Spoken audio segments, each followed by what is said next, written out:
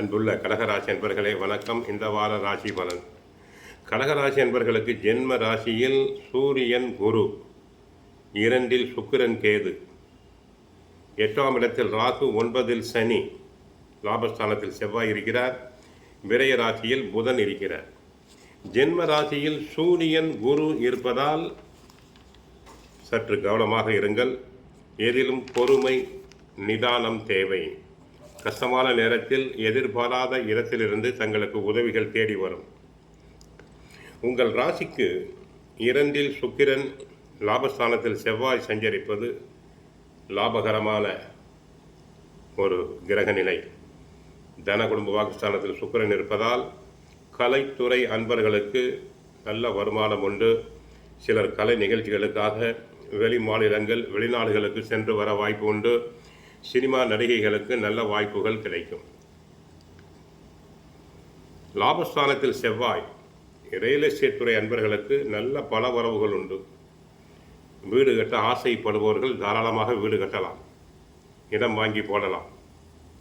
என்றைக்கோ வாங்கி போட்ட இடத்தினை நல்ல விலைக்கு விற்பீர்கள். பில்டிங் கான்ட்ராக்டர்ஸ்களுக்கு நல்ல ஒப்பந்தங்கள், நிறைய பல வரவுகள் உண்டு. ஆரோக்கியத்தில் அக்கறை எடுத்துக்கொள்ளுங்கள். ஏனென்றால் ஜென்மகுரு ராசியிலேயே சூரியனும் இருப்பதால் கண் உபாதை, தலைவலி, கண் எரிச்சல் போன்றவை வரலாம். சற்று கவனமாக இருத்தல் வேண்டும். கடகராசி நீர் ராசி என்பதால் அதில் குரு இருப்பதால் சர்க்கரை நோயாளிகள் உடல் நலனை நன்கு பராமரித்தல் வேண்டும். மன அழுத்தம் கூடாது.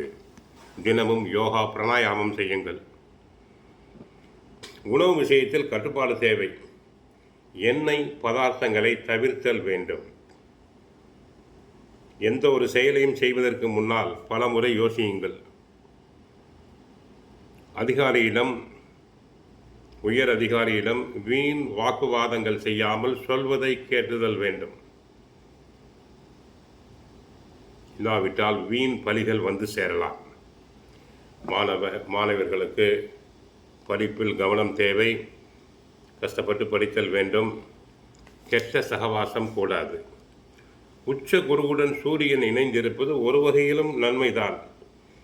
இருக்கும் இடத்தில் தங்களுக்கு மதிப்பு, மரியாதை, பதவி உயர்வு அனைத்தும் கிடைக்கும்.